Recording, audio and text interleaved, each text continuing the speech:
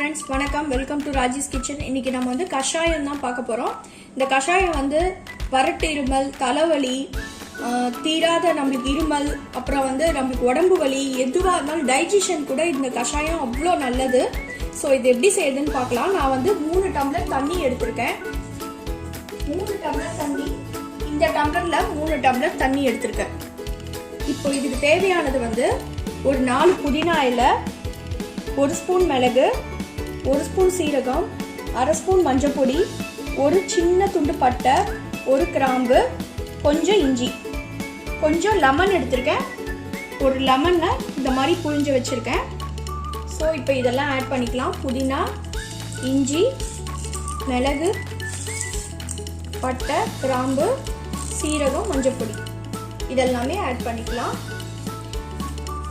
இந்த கஷாயம் வந்து நல்லதுங்க உடம்புக்கு. சைனஸ் இருந்தால் கூட இந்த கஷாயத்தை நம்ம யூஸ் பண்ணிக்கலாம், ரொம்ப நல்லது. இது குடிச்சிட்டு வந்தோன்னா 3 வேளையும் நல்லா குடிச்சிட்டு வந்தோன்னா இது நல்ல ரிசல்ட் கிடைக்கும். ஸோ இது நல்லா கொதிக்கணும். இந்த 3 டம்ளர் தண்ணி வந்து 2 டம்ளர் தண்ணியாக ஆகணும். ஸோ அது வரைக்கும் வெயிட் பண்ணலாம். நல்லா கொதிக்கட்டும். இப்போ நான் சொன்ன மாதிரி இந்த 3 டம்ளர் தண்ணி வந்து நல்லா கொதிச்சு நல்லா 2 டம்ளர் தண்ணி ஆகணும். இதுவே நீங்கள் மிளகு, பனங்கற்கண்டு, நல்லா இருமல், வறட்டு இருமல் இருந்தால் கூட வெறும் மிளகு, 4 மிளகு, கொஞ்சம் பனங்கற்கண்டு நீங்கள் வாயில் அடக்கிட்டிங்கன்னா அந்த கொஞ்சம் நல்ல ரிசல்ட்டு கிடைக்கும். உங்களுக்கு சளியெல்லாம் வெளியில் வந்துடும். ஸோ தலைவலி எல்லாத்துக்குமே ரொம்ப நல்லது இது. இந்த ஒத்த தலைவலி இருக்கிறது, அப்புறம் உடம்பு வலி, டைஜஷனுக்கு அவ்வளோ நல்லது இந்த கஷாயம். ஸோ இது நல்லா கொதிக்கட்டும். நல்லா கொதிச்சுட்டு நல்லா ஆறினோன்னு தான் நம்ம லெமனை வந்து புழிய போகிறோம். பாருங்கள் ஃப்ரெண்ட்ஸ், நல்லா கொதிச்சிருச்சு.